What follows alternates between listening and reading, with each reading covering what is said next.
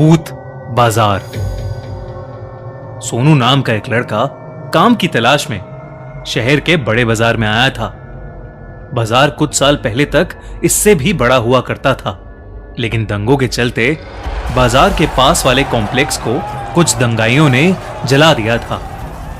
इस हादसे में कई लोग भी मारे गए और कई लोगों के तो घर भी उजड़ गए।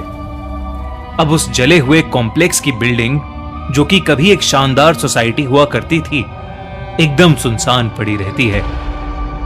पहले तो कुछ लोगों ने सोचा कि खाली इमारत का इस्तेमाल किया जाए।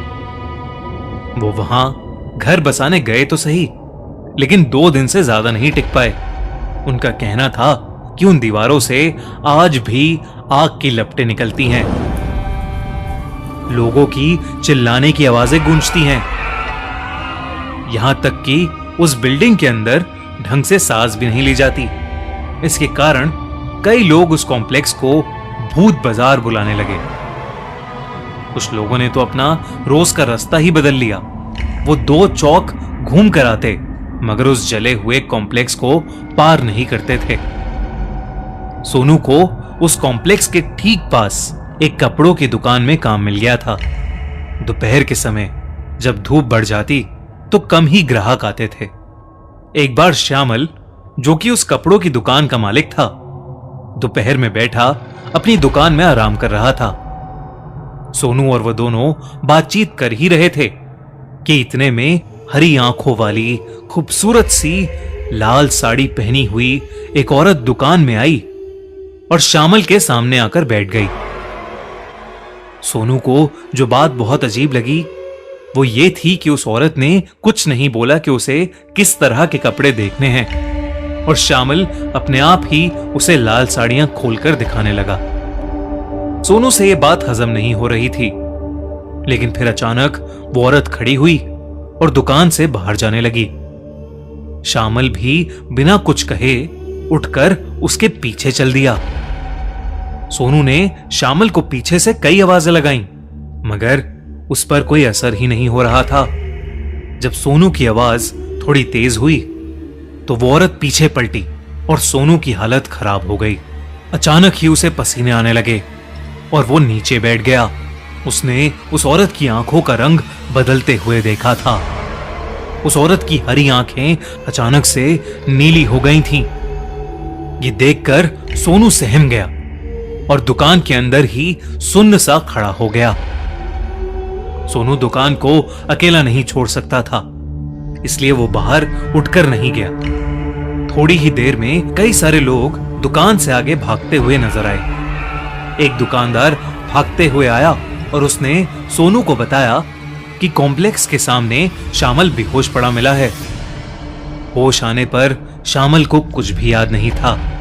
वो बस बार बार ये कह रहा था कि कॉम्प्लेक्स में दोबारा आग लग गई है, लेकिन वो कॉम्प्लेक्स तो आज भी वैसा ही सुनसान पड़ा था। वहां ऐसा कुछ भी नहीं था, पर सोनू का डर बढ़ने लगा था।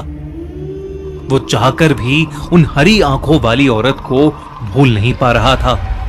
अगले दिन दोपहर के वक्त सोनू ने दुकान के सामने से फिर उसी औरत को जाते हुए देखा। सोनू डरा हुआ था, मगर वो उसके बारे में जानना चाहता था, तो उसने हिम्मत की और श्यामल को बताए बिना दुकान से बाहर चला गया। वो औरत कॉम्प्लेक्स की तरफ जा रही थी। सोनू ठीक उसके पीछे पीछे चल रहा था, मगर अचानक वो औरत सोनू की आंखों के सामने से गायब हो गई। सोनू को लगा कि वो औरत उस कॉम्प्लेक्स के अंदर गई है। महीनों का डर सोनू को अंदर जाने से रोक रहा था, मगर वो उस औरत के बारे में किसी भी हाल में जानना चाहता था। उसने कॉम्प्लेक्स के दरवाजे की तरफ चलना शुरू किया। चारों तरफ सिर्फ काली दीवारें ही थीं। इतनी तेज धूप और रोशनी में भी वो चमक नहीं रही थी, मानो उस कॉम्प्लेक्स में एक अलग सा अंधेरा छाया हुआ था। वो जली हुई दीवारें अगर कोई गौर से देखे तो मालूम हो रहा था कि किस तरह आग की लपटों ने उन्हें जकड़ लिया था। अंदर जाते वक्त सोनू को अखबारों की हेडलाइंस याद आ रही थीं। लगभग 12 परिवार वहां रहा करते थे। लेकिन सभी बेरहमी से जलकर मारे गए थे।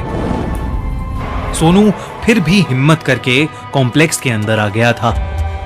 कॉम्प्लेक्स की दीवारें जैसे चीख चीख कर बता रही थीं कि उस रात वहां क्या हुआ था।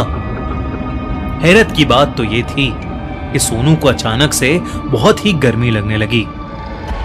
मौसम जैसी गर्मी नहीं, बल्कि ऐसी जैसे कोई उसे आग की लपटों में झुलसा रहा हो। उससे और आगे चला नहीं जा रहा था। वो हाफते हुए एक जगह रुक गया और सहारे के लिए उसने अपना हाथ एक दीवार पर रख दिया। पर अगले ही झटके में उसके मुंह से एक जोर की चीख निकली। उसने अपने हाथ की ओर देखा तो वो जल गया था। दीवार इतनी गर्म थी जैसे अभी भी वो आग की लपटों को अपने अंदर बसाए हुए हो। इस सदमे से सोनू उभरा ही था कि उसे उस औरत की लाल साड़ी कॉम्प्लेक्स की एक बालकनी में दिखी। वो उसकी ओर गुस्से में भागा, लेकिन आगे बढ़ते हुए सोनू को चारों ओर से चीखों की आवाजें आने लगी। उसने हर तरफ देखा, पर वहां कोई भी नहीं था। इन चीखों को पार करते हुए बड़ी हिम्मत करके वो एक कमरे में पहुंचा, जहां घुसते ही उसने दरवाजा बंद कर दिया ताकि उसे कोई आवाजें ना आए। कमरे की झुलसती गर्मी बढ़ती ही जा रही थी। सोनू उस कमरे की खिड़की खोलने के लिए आगे बढ़ा तो अचानक ही उस पूरे कमरे में आग लग गई। कुछ ही सेकंड्स में पूरा कमरा धुएं और आग की लपटों से भर गया था। वो चीखों की आवाज अब सोनू की थी, जो अधमरी सी हालत में दरवाजे की ओर रेंग कर बढ़ रहा था। आग के धुएं की वजह से उसकी सांसें और कम होती जा रही थीं। इतने में वो दरवाजा खुला, लेकिन वो हरी आंखों वाली औरत अपनी लाल साड़ी पहने उसके सामने आकर खड़ी हो गई। सोनू ने मदद की गुहार मांगी, मगर उसकी आंखों में भी वही ज्वाला दिख रही थी, मानो वो सोनू से किसी चीज का बदला ले रही हो। आग की लपटों के बीच में सोनू चक्कर खा के गिर पड़ा। जब उसे होश आया तो वो कॉम्प्लेक्स के बीच जो मैदान था वहां पर गिरा पड़ा था। हड़बड़ाते हुए उसने कॉम्प्लेक्स को देखा। अब वो दीवारें एकदम शांत थीं। आग का कोई नामो निशान नहीं था। सोनू फौरन उठा और वहां से भाग निकला। उसने बाहर आते ही लोगों को अपने साथ हुए हादसे के बारे में बताया, तो किसी ने भी उसकी बात पर यकीन नहीं किया, क्योंकि किसी ने भी उस हरी आंखों वाली औरत को नहीं देखा था। यहां तक कि दुकान के सीसीटीवी कैमरास तक चेक करे गए, पर वो औरत उसमें भी कहीं नहीं मिली। फिर एक रोज एक बूढ़े आदमी ने सोनू को बताया कि एक हरी आंखों वाली औरत उसी कॉम्प्लेक्स में रहती थी और शामल की दुकान की जगह उसी की दुकान हुआ करती थी, लेकिन वो उस कॉम्प्लेक्स में लगी आग में जलकर राख हो गई। सोनू ये सुनकर दहल गया था। वो तुरंत उस शहर को छोड़कर वापस अपने गांव चला गया। उसे फिर कभी वो औरत दिखाई नहीं दी, पर उस औरत की हरी आंखें और उस कॉम्प्लेक्स की जलती दीवारों का डर शायद ही वो कभी अपने दिमाग से निकाल पाएगा।